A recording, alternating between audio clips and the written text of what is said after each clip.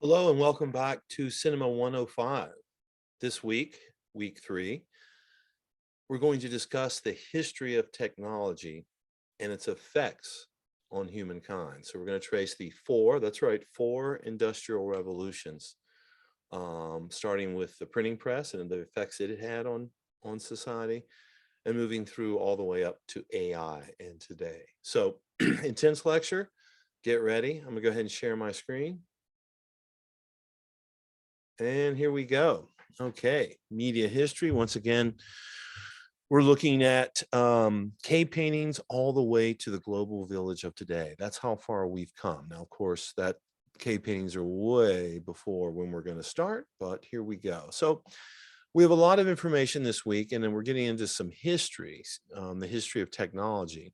So be sure to pay attention and open your mind, consider the ideas, and think about the effects technology has had on you. Feel free to stop the video anytime you need or to read a slide or what have you.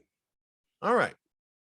So the history of the world is the history of the effects of technology on society. Think about that. Everything we invent changes our society, makes it easier, more complicated, more dangerous, creates whole new rules and opinions and ideas about how things should go. And often the nature and significance of any tool is usually not truly understood until it has been used for some period of time. In other words, it's only years later after the technology has overwhelmed us that we stop to think about its effects. So we're going to start with the printing press. We're going back to 1440. So we're going back over 400 years here. And keep in mind that all books were handwritten. They were handwritten manuscripts like what you see here by a very skilled monk. And the printing press turned us into machine printing and mass publishing. So we went from the human hand to the machine and all the things that meant. It meant the ability to mass produce. So we went from hand-drawn one at a time by a trained monk for a limited audience of elite, wealthy readers. Each one was a treasure in its time, and it was produced over many years for a very exclusive audience, not for the general public. Compare that to the machine printed precision at mass scale by one machine and just a few skilled workers. The book became the first mass-produced product. It means the first thing that we could make uniformly a lot of, repeatedly and efficiently. It's the first uniform rather than custom product. Everything else was handmade and custom to the person who made it. So major changes in society. The printing press is the innovation that was so monumental that it helped bring about an entirely new era of civilization. Only the internet compares in importance. And that's what we're talking about. Only the internet really compares and how the effect it's had on society to maybe the printing press. This gentleman said, what gunpowder did for war, the printing press has done for the mind. Because the printing press meant the mass production of words, therefore ideas, therefore culture. You could send it out far and wide. You could spread your ideas, your language, your culture very far. So it not only progressed printing technology, but swiftly expanded the spread of knowledge and ideas across Europe and later the world. The increasing spread of ideas led to more innovations made in a shorter period of time because now people had the records of the inventions that other people had done. Rapid technological developments improved human life and populations grew. So the sort of services that we see from the printing press, I word it as enhanced here, but literacy grows, global news, the Renaissance, the Protestant Reformation, and the Enlightenment all resulted. Scholarship and scientific study were now possible with books, but also some hidden effects. Languages became codified. They began to be written down because now they could be printed. So you got to have rules. Nationalism increased. Linear thought was born because of the way we read the page. This led to an oral tradition and culture diminishing. Privacy needs grew. Reading a book is a private activity primarily, and individualism grew. Let's take a look. So we went from an oral, by the ear, shall we say, to a visual dominance in our society, okay? For an oral tradition, storytelling and music, most people were illiterate. They couldn't read. That changed with the printing press because it became a necessary skill and it became very easy. So good speakers and good listening, if you had a great voice, you would do well. When we transition to a written tradition, books and ideas, we now have a population learn to read. It enhanced good readers. People had good vision to read. And of course, beauty, because now the visual element was becoming more emphasized. This was the first mass production, the first assembly line that we'd ever seen in the world, but it wouldn't be the last. McLuhan said the advent of printed books gave way to print culture, of which he believed went on to shape and mold Western culture's psyche. It created what we call a nationalism, what in effect was a public. The old manuscript forms were not sufficiently powerful instruments of technology to create publics in the sense that print was. Unified, homogeneous reading publics. So in other words, everybody getting up, reading the same information, discussing the same topics, all reading the same language. It created a much more uniform society because there was a technological media readily available to propagate those ideas. And propagate it did. So in 1450, there was but one printing press in Mainz, Germany. And then, of course, it spread to the rest of Germany, or excuse me, the rest of Europe in 50 years. But compare that to the internet. Okay, you have 50 years of growth here. This is 30 years of growth. Okay, we went from 0 to 4.3 billion people, 57% of the world's population. That's a tremendous growth. What that reflects is the technological advances. The printing press lays the groundwork. It takes longer and for it to spread. Once it does, it leads to other inventions, which leads us to the internet, which spreads much faster as technology advances. So the printing press gave us the Renaissance, the Enlightenment, and books on mathematics and science. It also led to US democracy and, of course, the Constitution. Other key inventions were maps and clocks. So now, as clocks began to be built throughout Europe, time could become uniform. Any person within the earshot of a clock that was built in a European village could now be synchronized. Okay, now time could become regulated. I'll meet you tomorrow at noon at this location. And now we had a time and a specific time and a specific place where we would meet, and maps and clocks would allow us to synchronize. That didn't exist before. Time just sort of flowed. People ran into each other when they did. So first industrial revolution, we'll start there. And then we jumped ahead in time to the 1700s. Most people are living a Middle Ages lifestyle, an agrarian lifestyle still, okay? And the Industrial Revolution transformed economies that had been based on agriculture and handicrafts into economies based on large-scale industry, mechanized manufacturing, and the factory system. So people moved from the country into the city and their lives completely changed. Here were some of the disservices from the Industrial Revolution. We had massive crowding in those cities, child labor, poverty was created when people weren't able to work, unsafe conditions, monopolies created, much as we have today in the media. We had monopolies created then, poor sanitation, of course, pollution. So what we saw is that people moved from an agricultural life into something approximating a modern life, okay? So work was dictated by weather, season, and health. In the modern life, work can be scheduled 24/7, 365, regardless of obstacles. I mean, waitresses and wait staff have to work on weekends and Sunday and holidays. Airport staff is working on Sundays, policemen, firemen. You work with your extended family in an agricultural setting, and in a modern setting, you work with competing strangers. You made everything you needed in an agricultural setting. In a modern setting, you buy everything you need. The only communication was spoken, then later written as the printing press came in. In the modern world, of course, it's typed, texted. Communication is instant, handheld, worldwide. In the agricultural world, you were a multi-skilled handy person that walked to work. In the modern world, you're a specialist with computer skills, and you travel to a factory or office hours away at sometimes. So we see a major societal shift as we move into the Industrial Revolution, okay? So machines are beginning to do the work of many hands. Steam and fossil fuels are introduced. We see the introduction of the factory system, urbanization. Everyone's moving to the cities. And of course, capitalism, very important.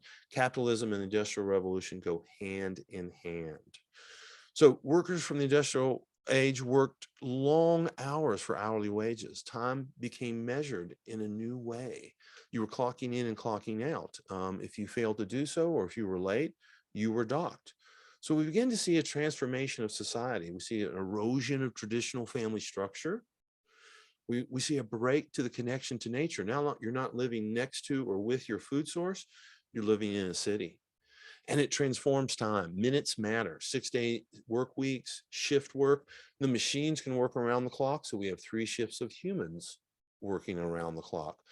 Life accelerates. The pace of life accelerates as humans must work to the level of a machine. And your relationship to time is completely different now that it's being measured so precisely. So the working conditions were very difficult. It's very dangerous. They were exposed to chemicals, dust.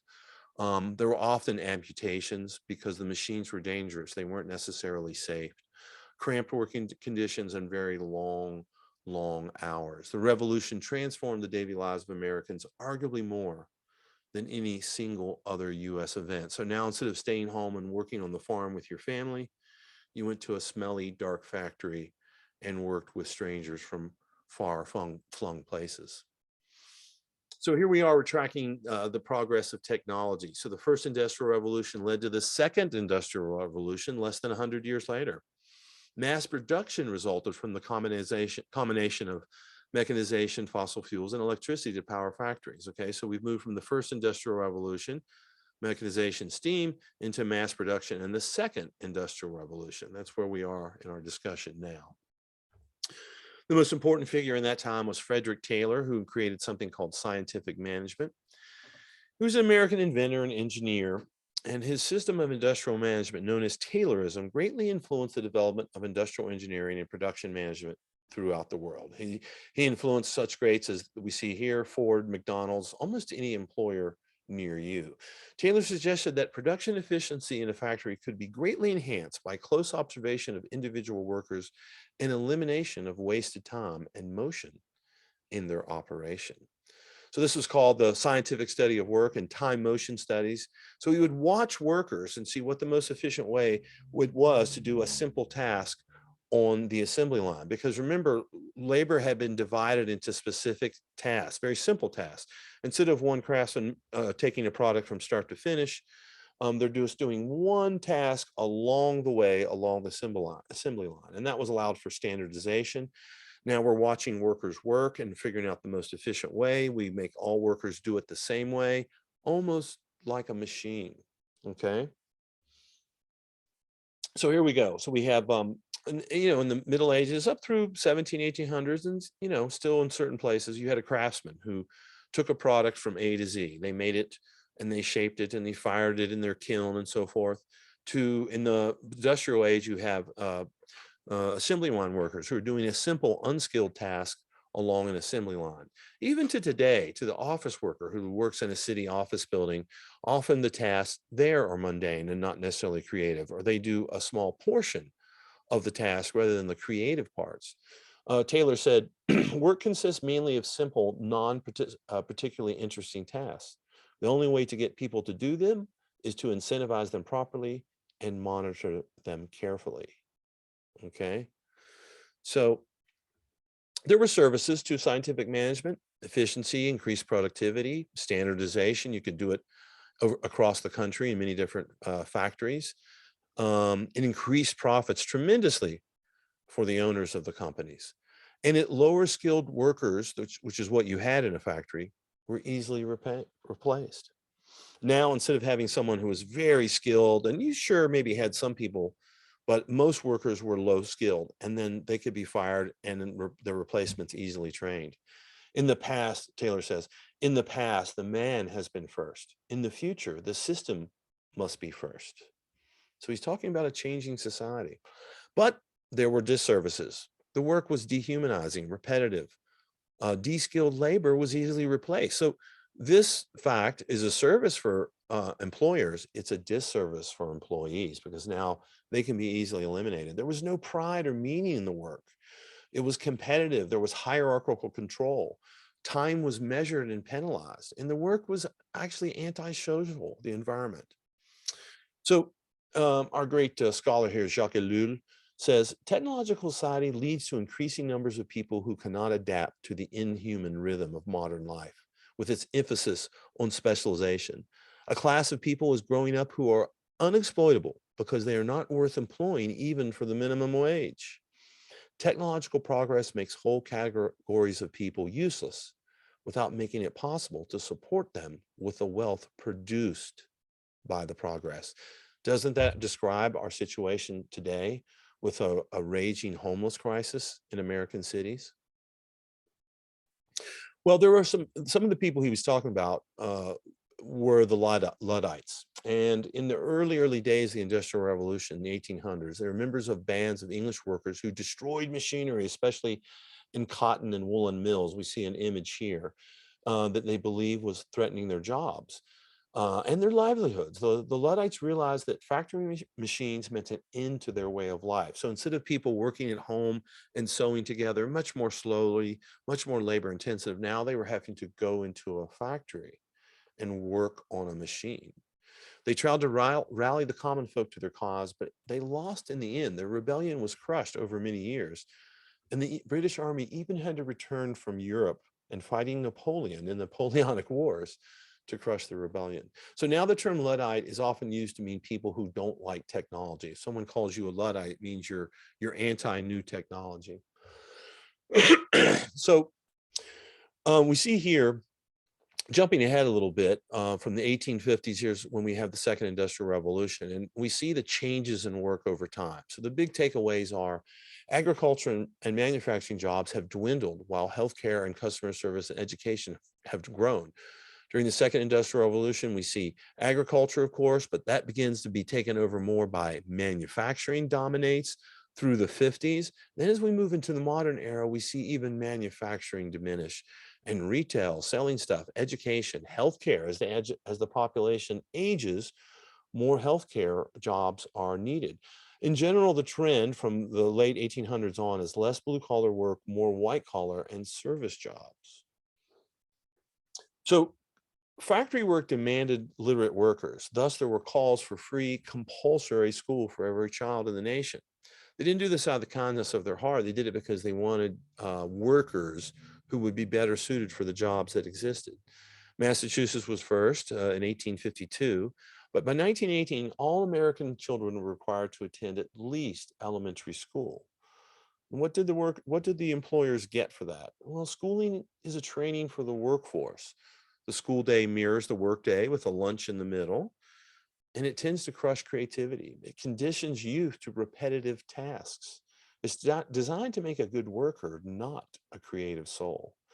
They emphasize rote learning, not problem solving, and it turns many against authority and institutions. And we've certainly seen that. I mean, there's a higher and higher dropout rate. Most children enter into school happy and excited to be there. They want to go to school for the first few years.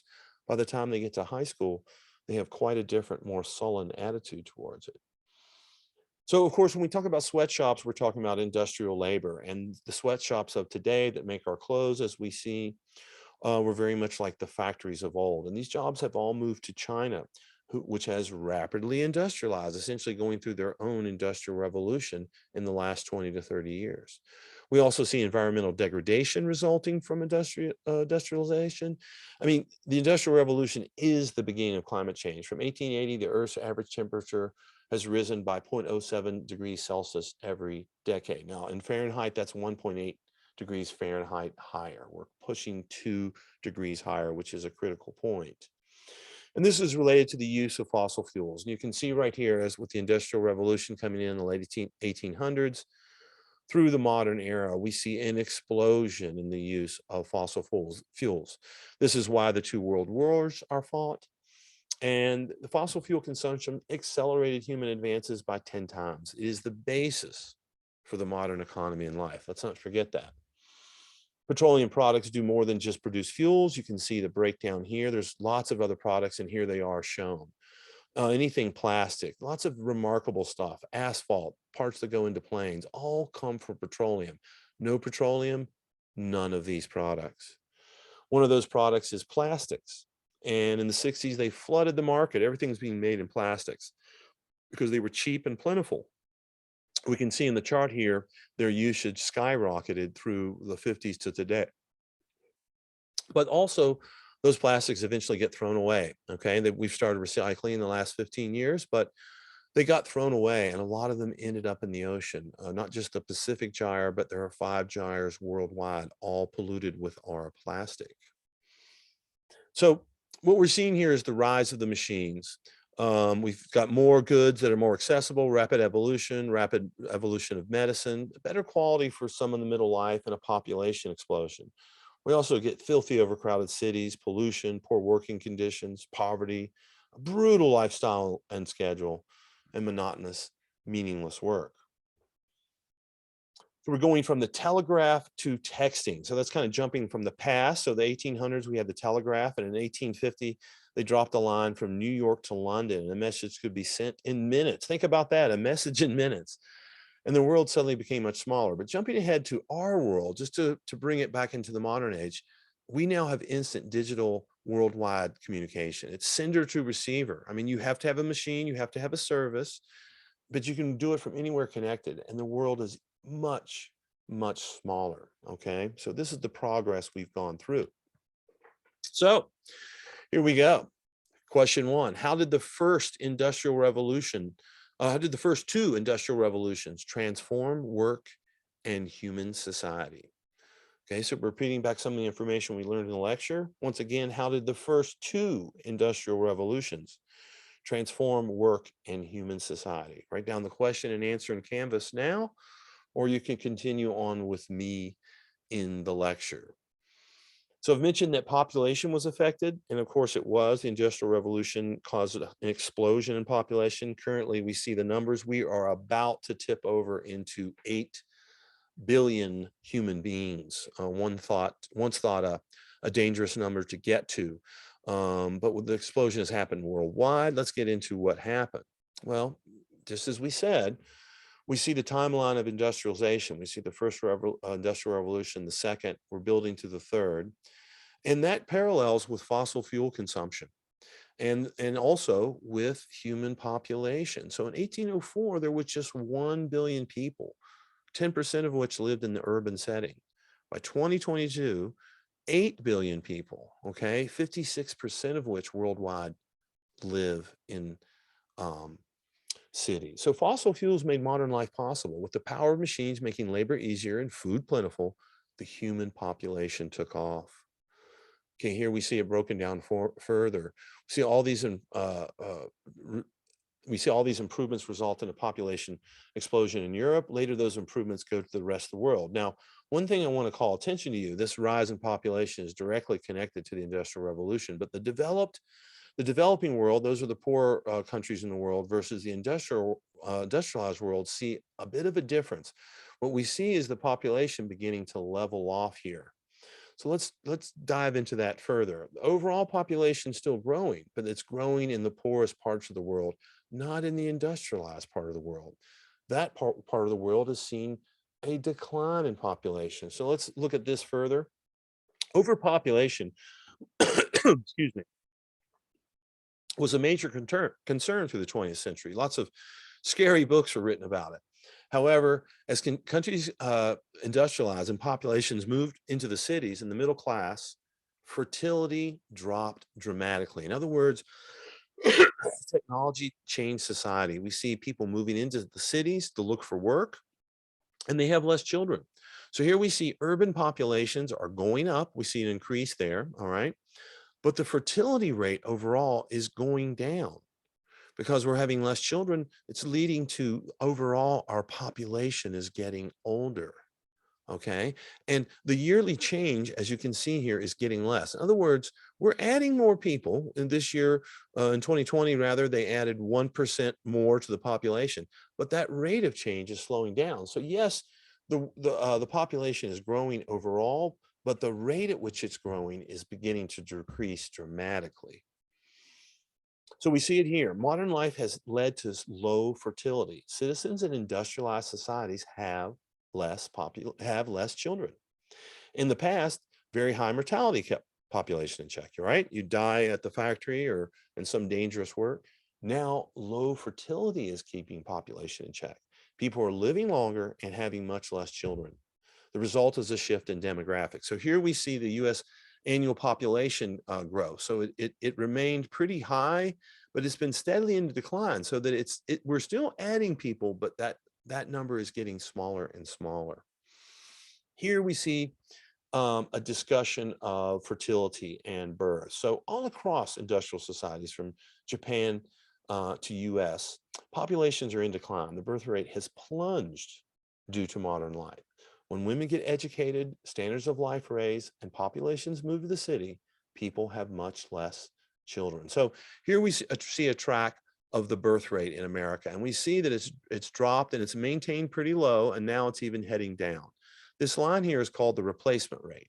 That's the number of children every woman would need to have to keep the population steady. And that number is roughly 2.1 children per woman. And we haven't been over 2.1. We haven't been at replacement rate since really back in the mid-70s. There was a brief moment in 2006 when that happened. Modern life has changed the nature of the family and the desire, the necessity, and the ability of families to be large. So this is much worse in Asia. Many countries have taken to encouraging the youth to start families, but the youth of today all over the world are much less interested in parenting. They're favoring career, leisure, and social life. Remember, children are expensive. Homes in the city are expensive, and they're generally smaller. You've got to consider the safety, and you've got to pay for college. But when it's time to send them out of the home, you've got a big $50,000, $100,000 bill to get that done. And we see that the rates are extremely low in Hong Kong, and in Taiwan, it's dropped below 1.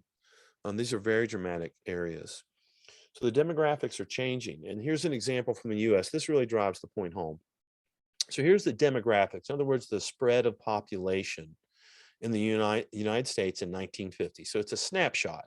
And what you see is this huge group of kids down here.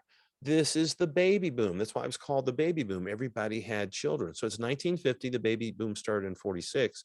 So you see this sort of explosion in children happening, and then you see a pretty normal tapering off. As you get older, you have less and less folks and a pretty even taper.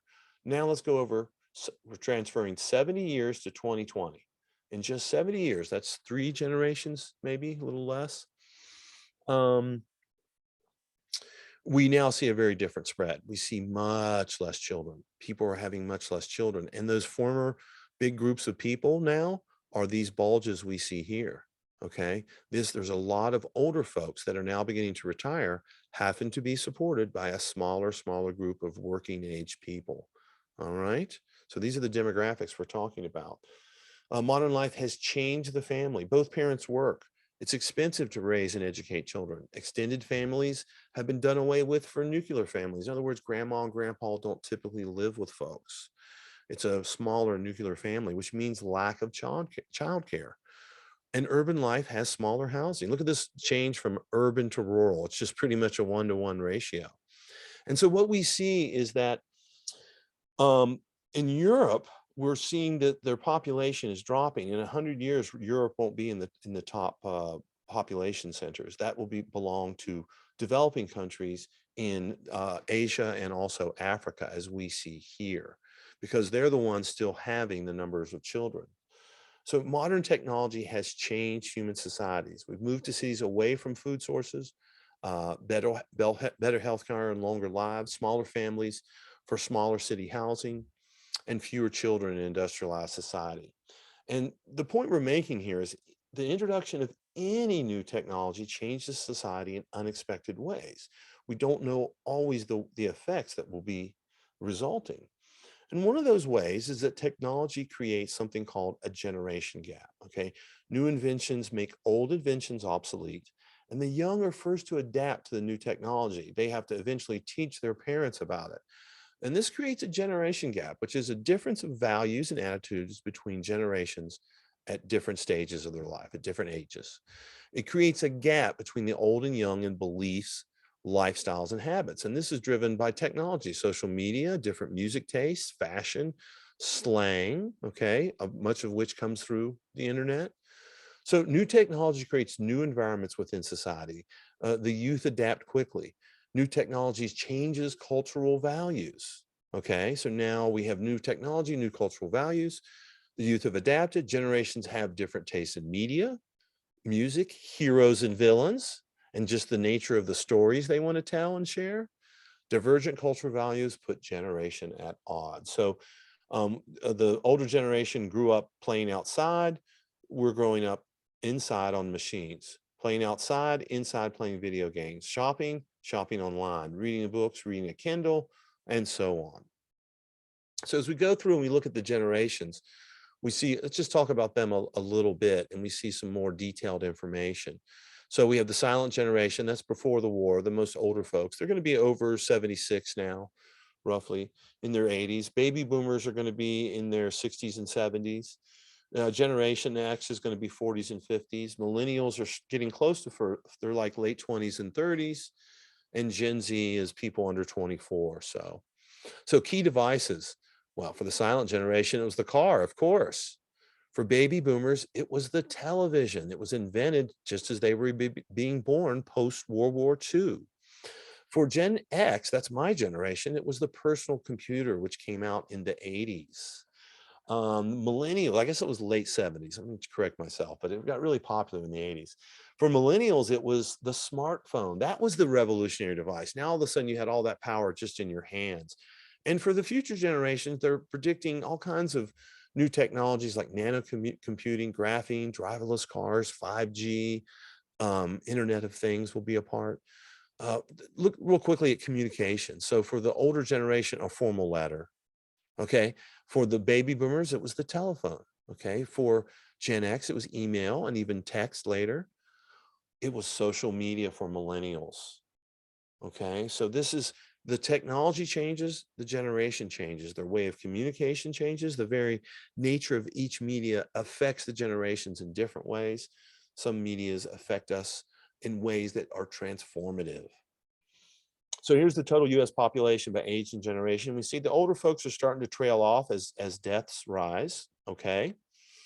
And right now the millennials are pretty much dominant. They're the most voting age people are the millennials now, okay? But we see a couple of dips here. Gen Z, which is mostly the children of Gen X, are a smaller population. And this will come into play later. So generational media, okay, generational differences. Older generations typically rely more on traditional media, and younger generations typically adopt new technology. Of course, there are exceptions, but look, in print and in TV, traditional TV, the older folks are still dominating. All right, they have the highest numbers, and of course, the young folks, Gen Z, they're highest in online and social media. Seems to make sense. Now, of course, lots of folks, even older folks, getting involved with online and social media, but in general, we see a little bit of a polarity there. This chart shows a similar thing. Millennials, and they don't show Gen Z, but millennials dominating here, okay? Rest of the generation is doing pretty good, but the oldest generation lagging behind with only 30, 25, 3% adoption of these various technologies. Here's just a brief summary. I won't spend too much time on this slide of various US media consumptions in 2021, and it varies by generation. That's the point. So changes over time. Okay, and we see that pictured here. The young carry the burden of the future. The old carry the burden of the past. So young people have their lives ahead of them, but they also have to create it. They have to earn a living. They have to accumulate things like a home, a car, and all the various tools and toys that they'll need. But the old have the past as a burden for themselves. The old have all their memories. They've had their adventures, okay? They have now more time behind than they do ahead. And what we see is that as folks begin to shift, often their political beliefs begin to shift as well. And we see people get a little bit more conservative and a little bit more concerned with matters of government and such over time as they age, as they mature. But a couple other differences. This is a sort of a brain map of the activities and the interests of millennials versus boomers. I picked those two because they're the two largest generations. And you see, totally different ways of getting information. And as we're seeing in this class, media affects our thinking. So different technology means different thinking. And so these are just very interesting brain maps. There's certain areas where the boomers don't go into. Not all. It's going to vary, but we see a much larger spread, much greater media adaptation and media awareness. So, the brains of different generations get wired differently by the media they use. We are what we eat, absorb, and consume. But this raises the question for me: how can older generations teach and prepare the younger generations for a world they don't fully understand? If you think about it, the lessons that the boomer who learned them 20, 30, 40 years ago about how to be a man, how to be a woman, how to get a job and so forth, those lessons no longer apply. So it creates a further gap in generations, as the wisdom of older generations cannot as easily be passed because the society through technology has changed so much. Okay, what is a boomer going to be able to tell you about online dating or applying for a job over Zoom? They may not have that experience. So a further thing that creates a generation gap, of course, is societal influence. Okay, the battle of the generations between power. And older generations naturally have greater wealth and power, but the youth hold the future and marketers know it. So I want to look at that. So here we see boomers control 53% of US wealth. 3/4 of the CEOs are boomers. They have the majority of positions in federal and state government. So this is a huge source of power. They have the political power, as we see here. Okay, that makes sense because of their age. They also have the economic power, beginning to be shared a little bit more. But cultural power is definitely more shared with the younger generations, particularly Gen X, because it's our time right now. Because it's Gen X's time, they're coming into their 40s and 50s and have money. We'll see Gen X type media reflected. But this is also spread down to the younger generations, and here's why. Younger generations are the focus of American marketers and advertisers. They want to capture the youth when they're impressionable in hopes to have a customer for life. Thus, most ads are geared to the young. You can see it here. They're focusing on Gen Z and millennials and Gen X and away from seniors in a lot of their editing. 53% spend half of their advertising dollars marketing on the lead generation. That means the younger generation. More money is spent attracting the youth, okay? So young people are more likely to buy stuff. They need stuff. They're impressionable. They're media driven, okay? And you're also trying to secure a partner for life. And also, as we see here, millennials are the ones going out to restaurants, okay? They're the ones going out. So advertisements for people going out are going to go to them. Whereas, the traditionalists, the older generation, they're eating in, okay? They're buying more groceries and they're going out much less. So, movies are geared to the youth. And indeed, a lot of the culture is geared to the youth. Movies have the highest attendance is by the youth. The highest consumption of junk food. Okay, because it's movie for show, popcorn for dough, baby. That's right. It's the concessions that make most of the money at a movie theater. The movie's just to get you in to sell you junk food. And so that's why we see so many movies geared towards the young. Now, what this does is it creates a bit of animosity between the generations, as we see youth culture reflected on the television that all the generations watch, yet the older generations have the power economically and politically. And creates tension between the generations. So, second question, everybody. How has the growth of technology affected generations differently? Okay, so reflecting on what we've learned, how has the growth of technology in the world affected different generations differently? Okay, how has it changed our society? So you can write down that question and go and answer it right now in Canvas, or you can continue on with me.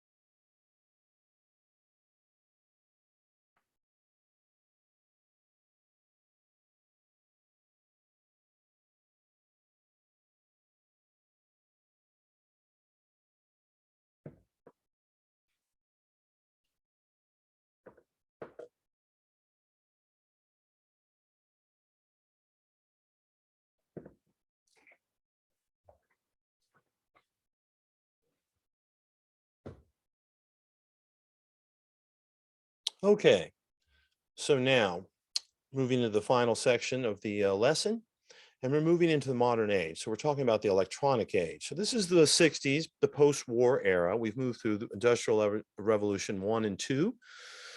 Now we're getting to 3.0, so automation, computers, and electronics. But even further, urbanization and consumerism. That's the major new introduction. Now people are buying products that are being made by industrial society in ways that they never have.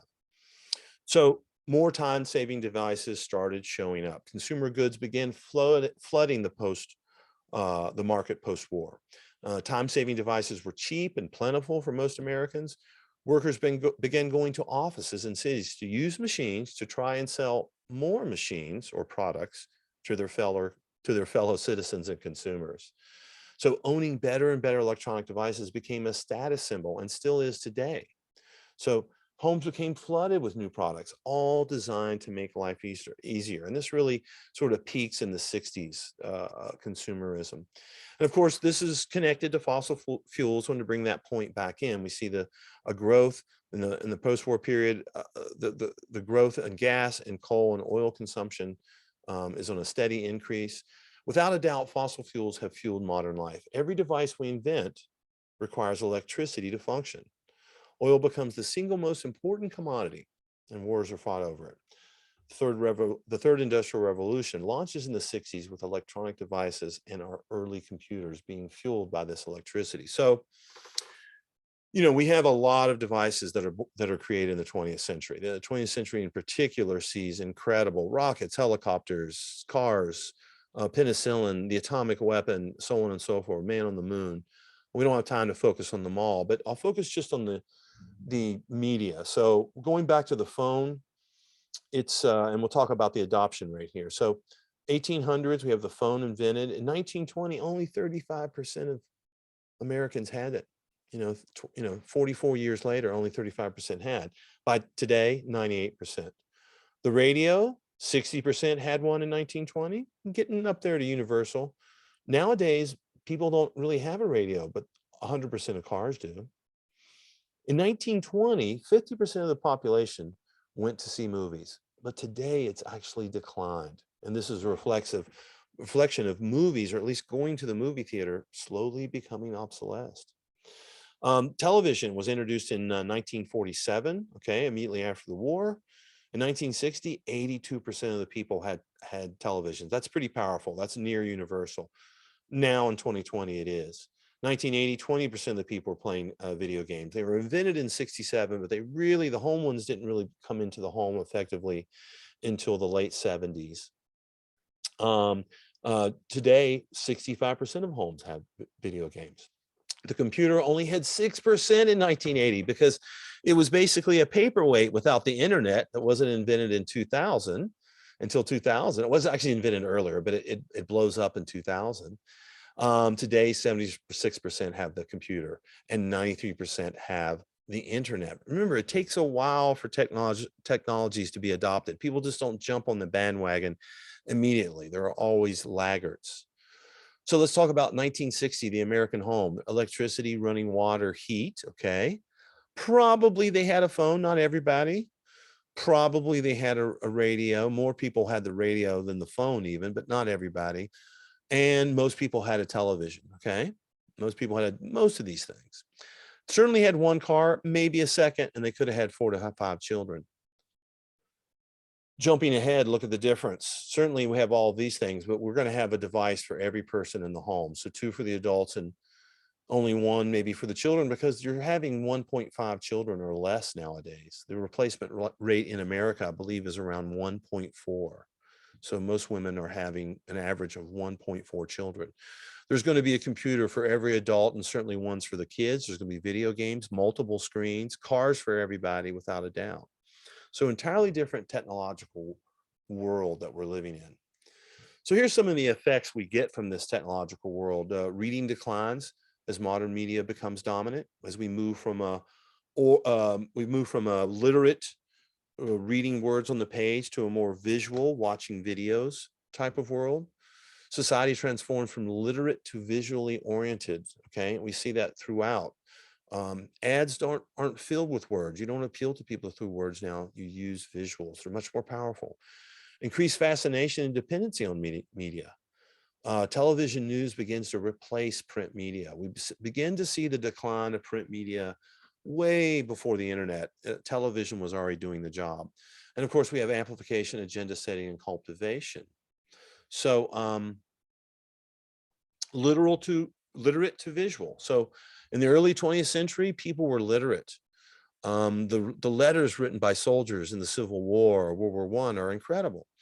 But as we move through the 20th century and the new technology is introduced, things begin to change. It becomes more of a visually oriented culture.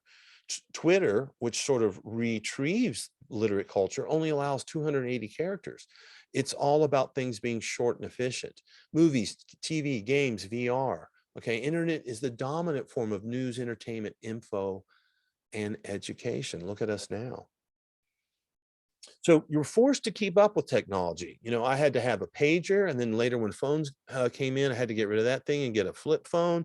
And then later I had to spend a lot of money and get a smartphone. And you were forced by your job in a way, and also by your friends, to keep up, to keep pace. At some point, pagers were no longer used by anybody. The service didn't work after a while because everyone else had moved on.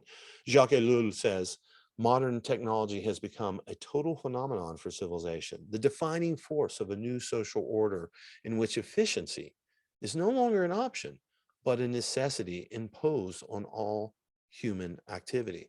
Over time, old technology is not supported. You're forced to update. You're forced to keep up with technology. According to Computer Hope, you should expect to replace your home computer once every 4 years. That's an average. 3 to 4 years for laptops. Every 3 to 4 years, you're making a multi, $500 to $2,000 purchase.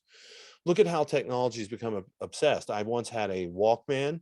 Then later you got a Discman when nobody was listening to tapes. But then we moved on to an iPod, which had all the information stored digitally. You don't need that CD, but then you don't even need the iPod when the phone can do all that too. Why carry 2 devices? So technology is always becoming obsolete, and you're really forced to keep up. Okay, and this leads to more consumerism. In the 1960s, Americans became consumers more than citizens. Media displayed the richest possible, and the people wanted them. So people were seeing all the good life on television, and they wanted to have it. In fact, indeed, television became a way for marketing products, okay, and marketing a certain lifestyle. In 2000s, consumerism went digital. Now people are shopping ever easier, ever more efficiently online.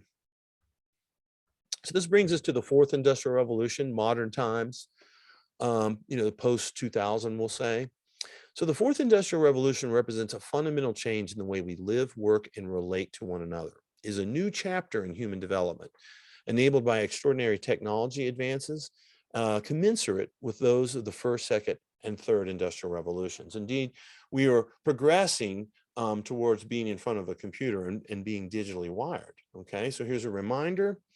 We've gone through the 3 industrial revolutions, and now we're into cyber physical systems. So we're talking about AI, robotics, the Internet of Things, genetic engineering, quantum computing, nanotechnology, autonomous cars. I mean, nanotechnology is tiny, tiny little microscopic robots working inside of your body. We're not going to have time to touch on all these things, but I'll touch on a few. So the dawn of the fourth industrial revolution, we can see that progress. And now it's a digitization of product and service offerings, okay? Cloud computing, that's here now. Mobile devices, that's here now. IoT platforms, okay? That's here now. Advanced human-machine interfaces, we've already begun to see that, okay, with Neuralink.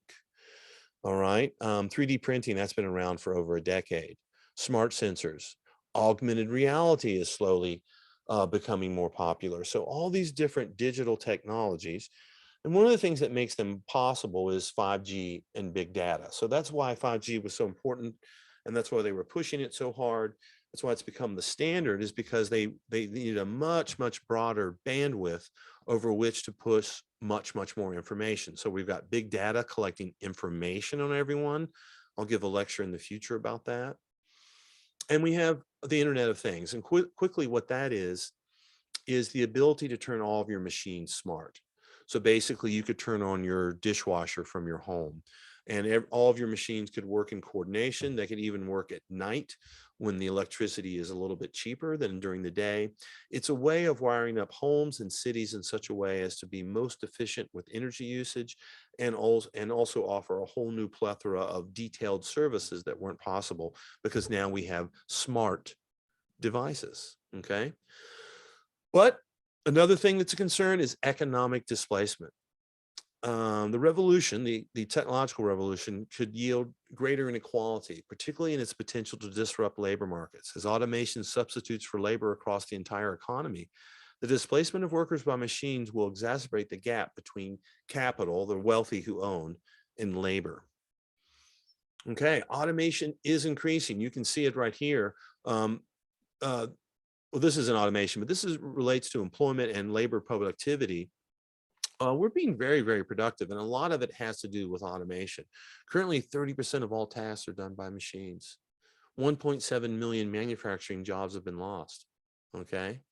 2.25 million industrial robots are currently in use around the world, and they predict that 25% of jobs in the US are at high risk for automation. So what we're talking about here is a technological replacement. And we've been hearing about this for decades, primarily from sci-fi movies and books, television, sometimes the internet, sometimes conspiracies, afraid of the machines coming to take our jobs. But this has moved from pop culture and movies into, government reports. And here are just 3 reports, we won't go into them, about all the potential job losses that are coming because of the ever increasing and ever more rapid expansion of technology. Remember, technology is speeding up.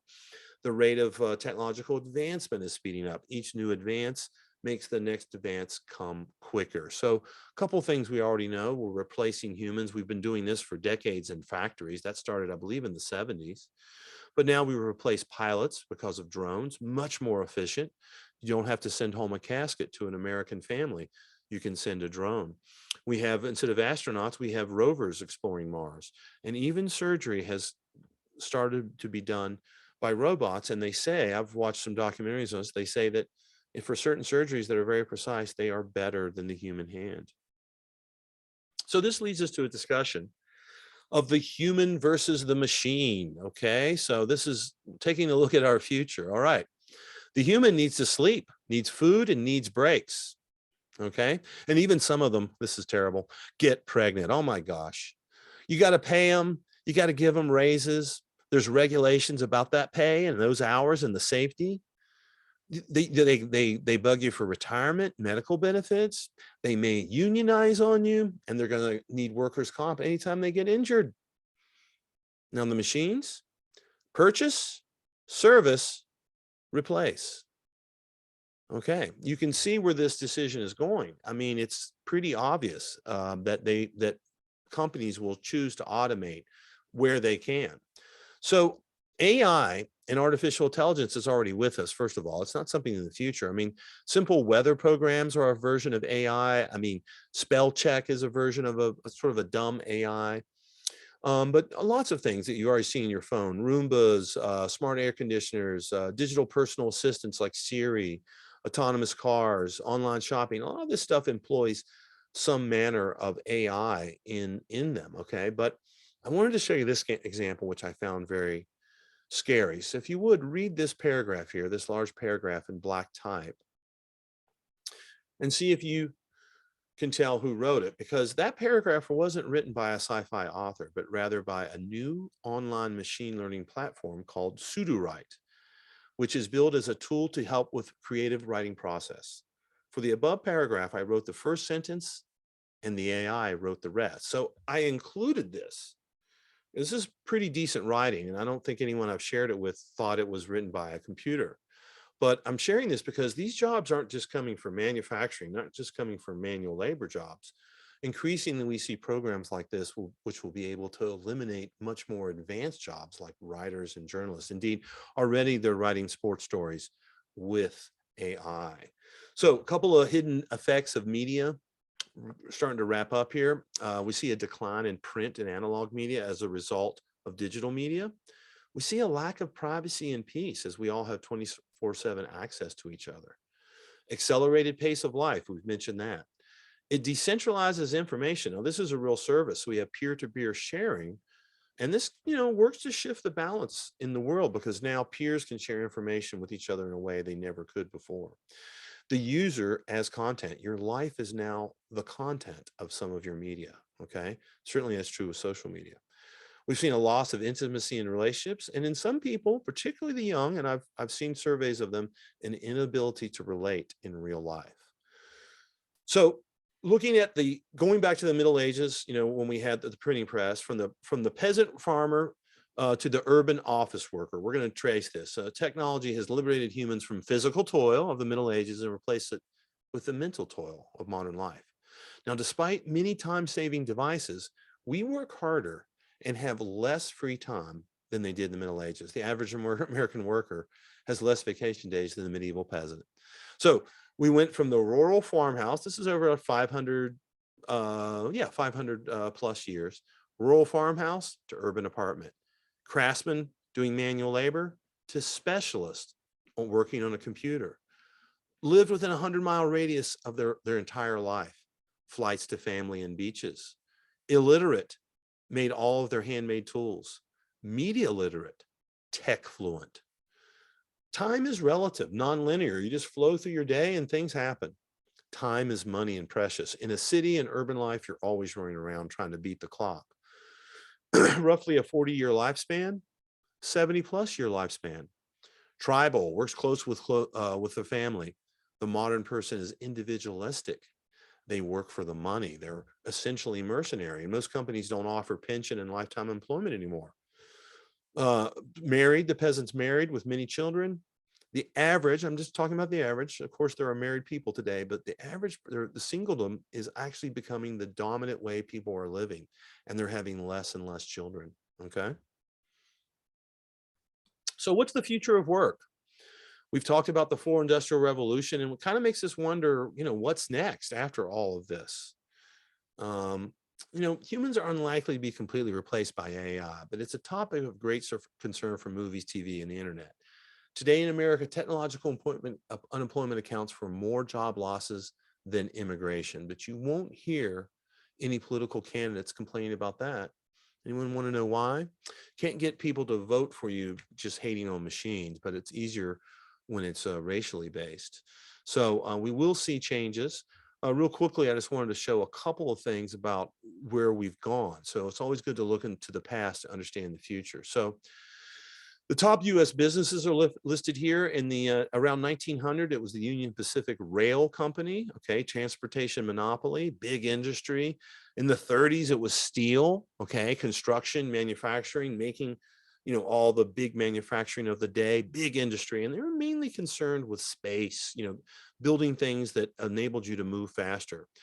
Post-war in the 50s, we have GM as the biggest U.S. business. They're a transportation business, but they're also a personal product business. They're selling you a car, which saves you space because you can go further. It also begins to save you time. In the 90s, Walmart was the top employer, and they sold you everything, but they're completely personal products. They're completely retail, but yet they become the biggest business. And then Amazon in the 2000s became the biggest business, replacing Walmart. They basically are a retail store, but now with technology, they're doing it all online. You don't need to go to the store, it'll come to you. And they, along with Apple, Google, and Microsoft, are delivering online. Everything's moved online, and we've moved from being concerned about space to being concerned about time. Now we move around just fine, but now we need to save time in other ways. Real quickly, a word on Amazon expansion. As Amazon has become bigger and more popular, Jeff Bezos has had to secure his political fortunes. So he buys the Washington Post, the newspaper read in Washington by all the politicians making policy. He also buys a DC mansion for entertaining, a huge mansion, perfect for entertaining. At the same time, Amazon Web Services began working for the CIA and handling their web services. Also, you can buy Alexa, but remember, Alexa records your conversations and data, so you might want to think about that. So how far we have come. Modern life is nothing like humans have experienced in a million years of evolution. We started with carving on stone, the printing press, mass publication, moved to computers and email in the third industrial revolution. Now we have Twitter and we have only 140 characters. Is that progress? So conclusions. Here we go. New technologies have always disrupted the status quo. The 20th century in particular has seen constantly emerging technologies because, as we've noted, the history of the world is the history of the effects of technology on society. Think about that. See how your world is affected by your own inventions. Technology led to a population explosion and a dramatic change in society, which then led to a decline in fertility as people moved to cities and lived longer. Tech helps create a generation gap when the young can adopt quicker than older generations. Those who are unwilling or unable to adapt can be left behind socially and economically. And we see that happening at an increasing rate. Technology is self-perpetuating, is now completely integrated into our lives. Humans have moved from labor-intensive lives within a 100-mile radius to tech-intensive lives lived globally online. The pace of life has accelerated with each new invention. Technology demands that we keep up, stay updated, and modern. So after 4 industrial revolutions, we are becoming more machine-like by necessity. We adapt to the proclivities of the machine. And really, the ultimate conclusion of the 4 industrial revolutions sometime in the future will be to replace as many humans as possible with machines. Our lives currently are already dictated by the functions of machines, and their proclivities are our symptoms. There's no way that employers and manufacturing will avoid the industrial revolution. It's going to just save them so much more money to eliminate the human factor. It's quite clear to me, and we've just been progressing with it through the various industrial revolutions, getting more and more and more sophisticated, from heavy, clunky, oily, nasty, smelly machines now to clean, perfect running Apple computers. Final thoughts. It's not that we use technology, we live technology. And Jacques Ellul once more, modern technology has become a total phenomenon for civilization, the defining force of a new social order in which efficiency is no longer an option, but a necessity imposed on all human activity. Pretty scary, but food for thought. Certainly we're all expected to be efficient. We all have to keep up, and having good new tech is a part of that. So that brings us to discussion question 3. Discuss any evidence you have seen for the 4th industrial revolution occurring right now. So I'm asking you to look around your world and give me some examples, okay, and discuss them. Don't just list them. Any examples or any evidence you have seen for the 4th industrial revolution starting to happen now. Maybe you're working with some new technology. Maybe yourself have some VR. Where do you see the 4th industrial revolution coming in to our society today? So that pretty much concludes our lecture for today. Please write down the questions and answer those in Canvas, as we always do. I hope you enjoyed today's lecture. There's quite a bit of information. There's some really great films for you guys to check out, which will explain this further and go into our relationship with our computers. So, food for thought. Hope you had a great week, and we will talk to you soon. Goodbye, everybody.